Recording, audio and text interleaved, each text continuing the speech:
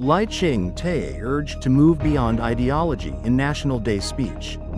Ma Ying-jeou skips National Day event over two-state theory dispute. Taipei 101 celebrates National Day with fireworks and light show. Most Taiwanese believe China unlikely to invade in the coming 5 years. North Korea's Sever road and railway links with South Korea. Honda recalls nearly 1.7 million vehicles. Category 3 Hurricane Milton makes landfall in Florida. Uniqlo owner targets higher sales from strong Western market.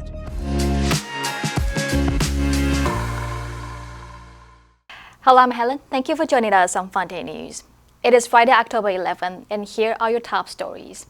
And for today's Taiwan news, President Lai Ching-te's first National Day speech emphasizes unity, with a theme of crossing divides. Taipei Mayor Jiang Wan-an and KMT Chairman Eric Chu called on Lai to transcend ideology, urging him to focus on the Republic of China's well-being and pursue peaceful cross-strait relations. Former President Ma Ying-jeou abruptly canceled his attendance at Taiwan's National Day ceremony after President Lai Ching-te's remark on the new two-state theory. Author Ellen Huang criticized Ma, calling his actions a gift to Beijing, and urged the removal of Ma's post-presidency privileges, accusing him of betraying Taiwan's 23 million taxpayers. For the first time, Taiwan 101 joined National Day celebrations with a stunning display of fireworks, laser lights, and projections. The 5-minute show highlighted Taiwan's iconic landmarks, bubble tea, and AI industry, symbolizing Taiwan's hope and vitality. And in global news, according to a poll by Taiwan's top military think tank released on Wednesday, most Taiwanese believe China is unlikely to invade in the coming 5 years, but still view Beijing as a serious threat to the democratic island. Over the past 5 years, China's military has significantly ramped up its activities around Taiwan, which Beijing considers its own territory, despite strong objections from the government in Taipei, and it has never renounced the use of force to bring the island under its control. The survey of around 1,200 people conducted last month by the Institute for National Defense and Security Research showed that 61% believe it is unlikely or very unlikely that China will attack Taiwan within the next 5 years. This contrasts with a warning from the head of the U.S. Central Intelligence Agency, who said last year that Chinese President Xi Jinping had ordered his military to be ready to invade Taiwan by 2027. While Taiwanese people are aware of the threat, they remain calm and rational about the possibility of an imminent war. More than 67% of respondents said they would fight back if China attacked, but they were nearly evenly split on whether Taiwan's armed forces are capable of defending the island, with half expressing confidence and half expressing no confidence. North Korea's army said it will completely cut off roads and railway connected to South Korea, starting from Wednesday, and fortify areas on its side of the border.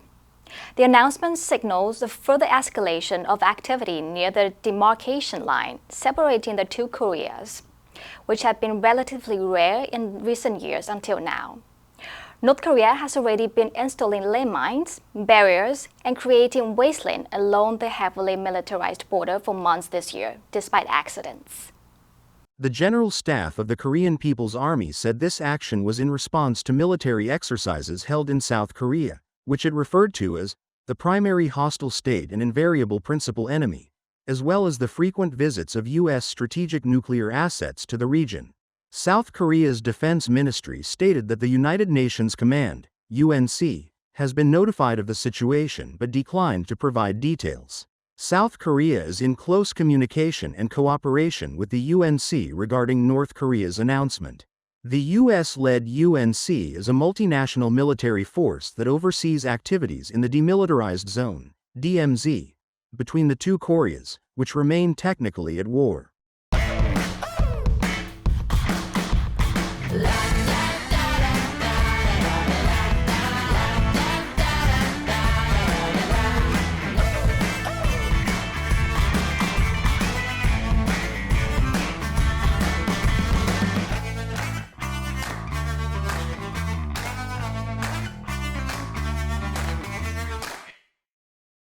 Honda Motor Corporation is recalling nearly 1.7 million vehicles due to a manufacturing issue that can make steering difficult and increase the risk of crashes. Honda reported the recall to government regulators last week, and the recall order was issued on Tuesday. The National Highway Traffic Safety Administration's safety recall order stated that the steering gearbox assembly may have been manufactured incorrectly, potentially causing excessive internal friction, which could impair steering and heighten the risk of a crash.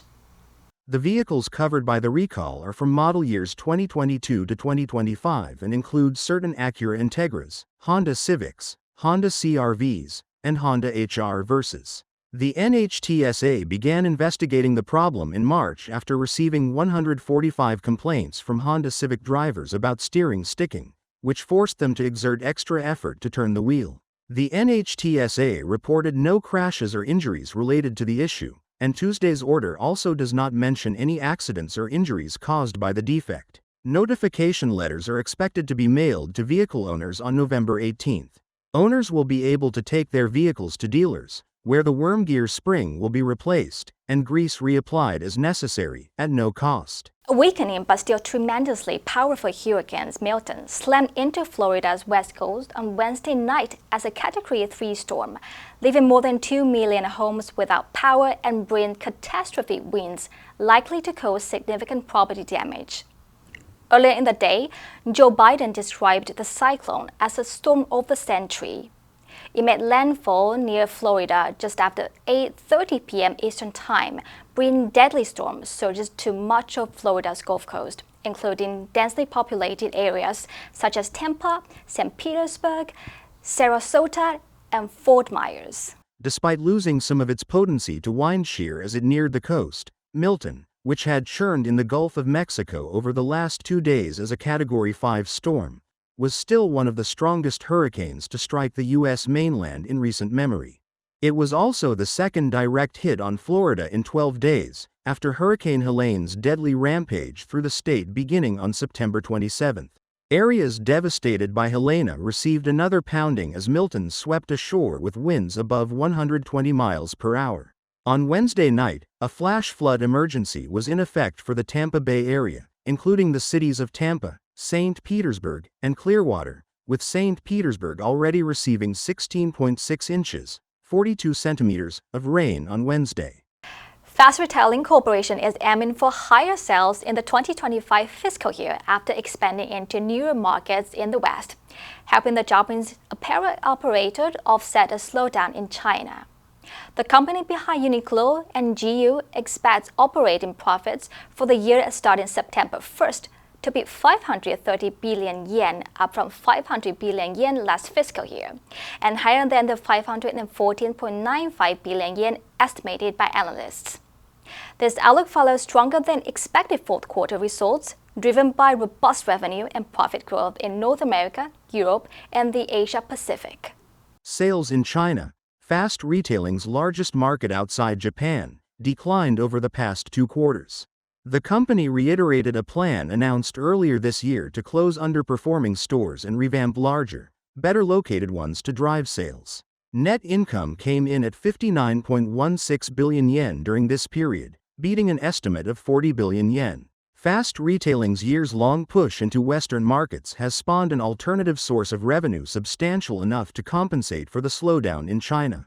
Revenue and profit from Uniqlo stores in North America and Europe rose significantly in the 2024 fiscal year as the brand's functional basics gained consumer recognition. Besides Uniqlo, the Ying-jeou brand also reported a robust profit increase during this period, aided by successful expansion into the U.S. The answer for October 9th was A. Groundbreaking.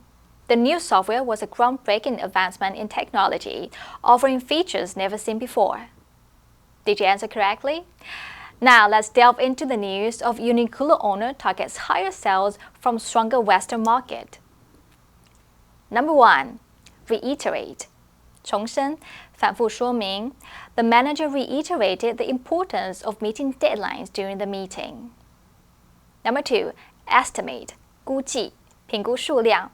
The contractor gave an estimate for the total cost of the project. Number 3. Spawn. 引发产生. The success of the new smartphone spawned a series of similar products from competitors. Next, we have a multiple choice question for everyone to practice. Which answer would you choose? You can write your answer in the comment section. The correct answer will be announced next week. And that's all for today's Funday News. Be sure to tune in to Funday News from Monday to Friday and click the link below to join Funday for free. I'm Helen, your host. I'll see you next time.